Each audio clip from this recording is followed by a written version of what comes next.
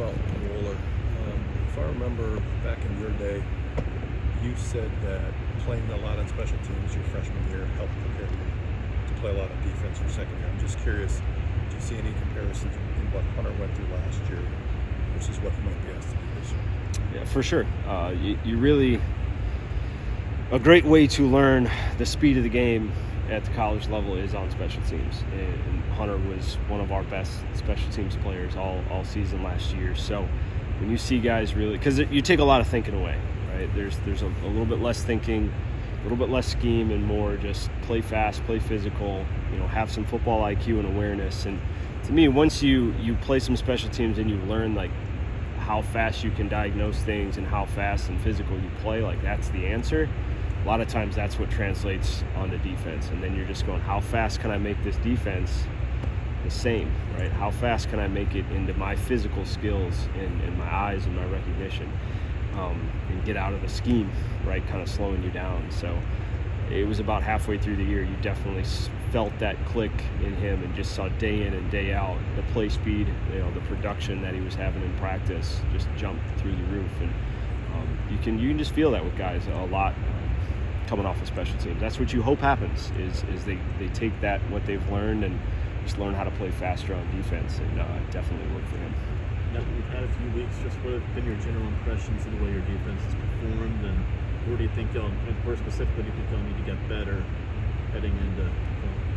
Yeah, I like the group. I mean, it's a really fun group to coach. Very hungry, very motivated, athletic, talent.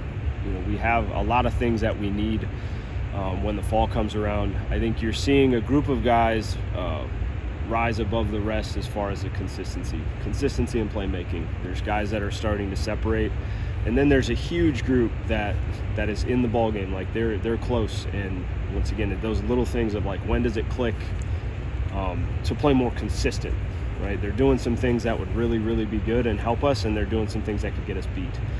There's a big number of guys in that category right now, but it's been a fun spring. I think the coaches, a lot of coaching. Like guys are putting it out there. They're playing hard. They're playing physical. They're not always playing smart. So just like any young team, it allows you to coach. We talk every day. They still need us, but it's a really fun group. There's no question about that. And looking forward to wrapping this week up the right way, and hopefully a couple more guys take that next step. You said some guys that separated themselves. Anybody in particular who's kind of stood out and really impressed you? Yeah, I mean, up front, I look at even a guy like Keanu. He took a huge jump this spring, just consistency and physicality, what he's playing with. There's a large group of guys I kind of see in that had a smaller roles or maybe just role players last year. You look at Rodas, you look at James Thompson, Isaac Townsend. Anytime you do this, I get mad because you start leaving names off the list. But I just, those guys come to my mind where you're just seeing them play so much more physical and consistent than they were last season. On the outside, Daryl Peterson's a guy we really love. More and more reps, right? We're pushing him field reps, boundary reps, kind of everything, and throwing things on him, and he's playing more consistent, even with a huge kind of workload. Caden Johnson is another guy that you just see kind of was rising as the season went on, and now a big spring for him of getting a number of reps. Inside backers, we kind of took the approach of clean slate, new coach. We set it up the first 3 weeks where they pretty consistently played with the same guys, the same groups, just create some consistency. And now last week was the first one we really started juggling kind of who's playing Mike, who's playing Will, who's playing together. And the plan was to do that the last 2 weeks of practice, and then once again see who is relying on somebody else to communicate and who really knows it, and who's flexible in what they do. A number of those guys have stepped up. Jordan Turner, once again, you forget how few of snaps on defense he kind of had, but plays fast, plays physical. Tatum Grass, stepping up and kind of showing the maturity and the experience he has in that group. And Jake Chaney, Muma, Jake Ratzloff, Brian Sanborn, all those guys you're just seeing take the next step, and it's a very young group. So excited to see how they finish and what their confidence level is coming out of spring. On the back end, safeties, obviously we're light on numbers. You know, Trey going down, he was having a huge spring. I was so excited for him. Torch has played a lot of snaps. He's playing like a veteran right now. Hunter Wohler, we already spoke about kind of the jump he's taken, and outside of that, you get really young. You're down into the guys who are really young walk-ons at that, and using a number of corners just to build some flexibility in their skill set, and we need it. So asking them to do a little bit more than maybe you'd like at times, putting a little bit on their young corners' plates to learn some more. And then the corners, I think the competition's been amazing. I think everyone has significantly, raised the level of play, and a number of guys. You look at I think the most consistent guys, Alex Smith has been unbelievable to watch as far as his consistency and just the jump that he took. Justin Clark, Jay Shaw, Ricardo Hallman, those guys have all come in here and from day one taken a huge step forward. Cedric's getting comfortable, I think, in the defense. Asking him to do some different things, and he's getting comfortable with what we're doing. You should hopefully just see him play faster. Max Lofi, ton of talent, ton of ability, just putting him in a lot of spots. And then a young walk-on, Amon Williams, has probably been one of the most consistent playmakers on defense, which is really, really cool to see a guy that's playing with confidence and just continuing to get better. So once again, I always hate to start throwing names out because I know there's 2-3 that I would have loved to mention, but not that smart, so I'm going to forget a couple. Justin Clark in the slot. I mean, tremendous experience. He's really played a lot of football at the college level, both inside and outside. He knows who he is. Like he knows what his skill set is, and he can run. He has good length. He understands field spacing and formations. So you're really seeing a veteran that has played a ton of snaps in the slot, and just kind of what he sees and what he can communicate. It's really impressive in a new scheme. It's not like he's in the defense he was his whole career. So you're seeing him come in and spend a ton of time this offseason learning it, and you're seeing him apply it on the field. I think that's the number one thing that he does. How concerned are you about safety depth? I know it's only spring, but just when you try to plan ahead for the fall, is it a situation where you figure you might have to ride your top 2 or 3 guys if Trey gets healthy, or how do you build out a little more of that depth? Yeah, I would say it's a huge concern. I like to play a lot of guys and let them play fast, expect them to have huge roles on special teams and impact this game in a lot of different ways. I played 5 guys really a lot last year, and you'd say at least pretty consistently 4 in most games. So I mean, it's a big concern of mine to not have that depth, and you're an injury away from being light, and that's where I know we have some flexibility within the corner group to help out, and if we need to use that, we will. But it's definitely concerning coming out of spring just with the depth at the position. Owen Arnett's probably a guy who's got some more reps. How have you seen him handle that? And what do you like that you see from him as he plays spring? I just have loved his approach. Going back to last season, he's a guy who played linebacker in high school, so he really wasn't even playing the position until he got on campus, and just always up in the offices, always working, changing his body, or changing how he moves, becoming more fluid. I think he's got ability. He's got a lot of twitch. He can run, and he cares. He's physical. So I'm excited for him. Right, he's taken a huge jump from where he was. It's still just a pretty new position for him. So there's some mistakes that hopefully you're looking in 6 months, 9 months that will be eliminated, because he's still not only adapting to the college game, but really playing a position that he doesn't have much experience at. I don't want to make any assumptions, but regarding Blaylock, is he on track to return by the fall? Do you anticipate you'll have him available? I think we're hoping so. We don't quite know at this point, so it's significant enough we're trying to take care of him, but it's too early to tell what's going on in that situation. You mentioned some corners you're looking at to give them flexibility, you flexibility. I think when we talked to Hank Poteet one day, he said that Alexander is his best corner in terms of being able to do anything, and he said he could play safety if needed, but I know you love him at corner. Is he a guy, if you really are pin at safety, that you would say, maybe he can help us out Yeah, at safety? he's the one who's most ready because Okay. he's done it in the past. Like Okay.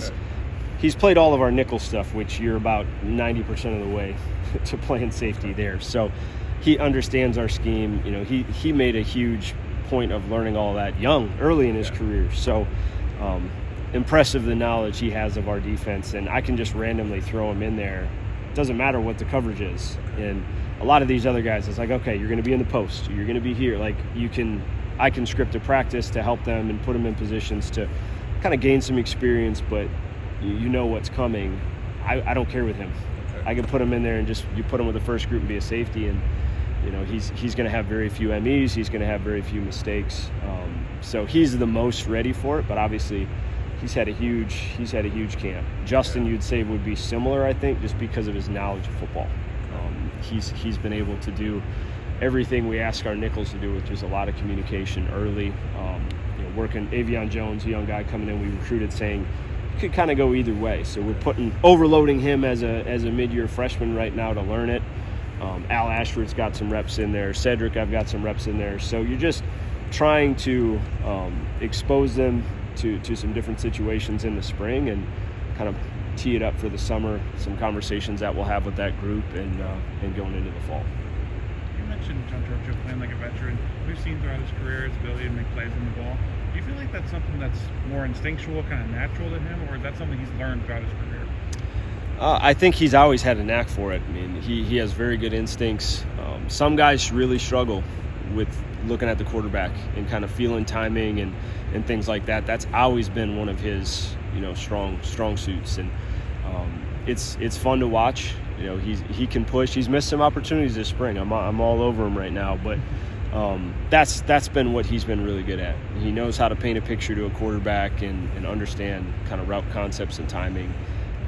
It's fun because it's not everyone has that kind of an initial knack. Some guys are more man coverage guys. Some guys are more tacklers and physical and blitzers and stuff like that. But the more guys you can have on your team that have the ability to look at the quarterback and make things happen, the more turnovers you're going to create. And as he's going to have to take kind of a leadership role with you being so young in the safety, how was he kind of taken to that responsibility for him? It's been big, and I think I saw it really starting day one of the winter program. You see guys step up all the time, or they waited, they kind of deferred to some of the older guys in the group. I think Torch is one of them that I saw much more vocal with the entire team, the defense and with the position groups. That's the fun part of the offseason to me, is you see who naturally kind of steps up into those roles, who feels comfortable enough to step up. Last year I remember a guy like Jack Sanborn. He kind of just let an older group talk for a couple years and then realized, man, it's my time, and he's going to be more vocal. So I think there's a number of guys on our team, a number of guys on our defense that are stepping up into those roles, and then it's fun as coaches to help develop them that way. Where does Austin Brown fit into the equation? I know you can't know fully until he gets here, but is it the type of situation where a freshman could push because of the depth and trying to get him in earlier?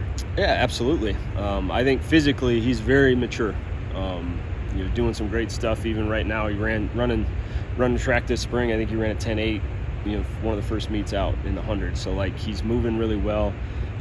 Said he's strong. He can move. A little different situation than Hunter, walking in with 3-year starter. Got really experienced group in front of him. Well, I think he's going to have an opportunity to compete for sure. And I think physically he's put himself in the position that he's not going to stick out. He's going to be a guy ready to physically compete.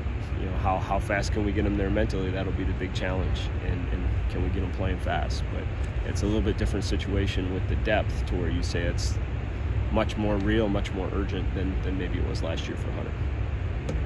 With the safety group and the numbers and having to go maybe to the cornerbacks to fill in there, how much do you have to balance trying to take a player out of position that maybe knows the defense, or not necessarily out of position, but just from corner to safety, and then maybe balancing that with looking at a transfer portal if you need to? Where's the balance with someone like that, where you may have talent but they may need to completely know the defense, know it once again? Yeah, I think that's a possibility. That is a real possibility at this point, that we may have to look at that direction, because it is. You're trying to balance out overall well-being of the team and the defense. We know we have guys that can do it. Is that the right thing to do? right? That's going to be our conversations coming out of the spring. It's not going to be in this next class of high school kids, right? We have who we have. We talked about Austin. So yeah, it's a possibility. I think we're going to have to look into and just decide if that's the right thing to do. How quick can somebody adjust to that role? I mean, if you bring somebody in from the transfer portal, they haven't had a spring, they're kind of jumping right in. How long does it take for them to be able to make an impact in that situation? Well, I think it leans on experience a little bit. It's hard to take a young guy that doesn't necessarily have the experience, whether it's in the Big Ten or whether it's at the collegiate level. You look at some young guys that maybe you'd be interested in. You recruited out of high school or something, haven't played for a couple years. Well, it's hard to say they're going to come in and be able to make an impact. You don't know, right? You don't know. So I think it limits who you could go after. Like, they better be ready physically, right? They better be able to handle the adjustment to playing in this defense. There's always going to be some question marks whether they are, but you have to trust, I think, who the kid is and the way they're wired and what they've done on the field up to this point. You mentioned Daryl Peterson playing both field and boundary on the outside. How difficult is that? Because we haven't seen a ton of guys do that throughout the years. How much are you putting on his plate right now, kind of picking both of those up? Yeah, it changes a lot of responsibilities, and obviously the field spacing is huge, right? Much tighter quarters into the boundary, whereas to the field, whenever you're in coverage, mistakes become amplified because there's so much space to the field. So in spring, you're always trying to develop guys, just get them out of their comfort zone a little bit. We know what DP can do going forward. We know what he does physically in the run game, in rushing the passer, and now it's just how much can we develop him in space and in coverage. And we know what we have in Nick, right? We know the success that he has, and that's kind of his number one role. And how many guys can you develop to feel confident that you can rotate and possibly move Nick around, right? You get some different matchups that you can create by moving guys around the field. So it's a big emphasis with that outside backer is how versatile can we make them, and it's been a fun spring to see those guys grow. With Avion, just you said you're overloading him, kind of with safety and corner reps. How, as a true freshman, has he adapted to that, and what makes you confident that you can put him in those different spots and he can pick up on things? Yeah, I mean, he was a corner, big time program, like high level football down in Texas. Just had to do his job, do his role, right? Play corner, try to eliminate the team's best receiver, and he did a great job of that. Well, the way he thinks, he's a football junkie a little bit. He likes to understand scheme and kind of the big picture. So as we recruited him, we felt like that leads to the ability to play nickel, the ability to play safety. I think he's figuring out the game of the speed of the game. He's understands his ability and where he's at physically right now, and you're loading him up with the communication and the adjustments of playing safety, being in the run fits a little bit more, being down in the box. And that's stuff that he really hasn't done. So hopefully, I mean, and my challenge always to these freshmen, and especially the mid-years, I go, just how fast can you just turn this tape on and start laughing at it? Because you realize, like, man, I didn't know what I was doing. I was just kind of running around trying to make plays. Like, I don't care how much success they have early in their careers. Like, that's what you want. Like, challenging yourself to just continue to learn it so you can play fast and play confident.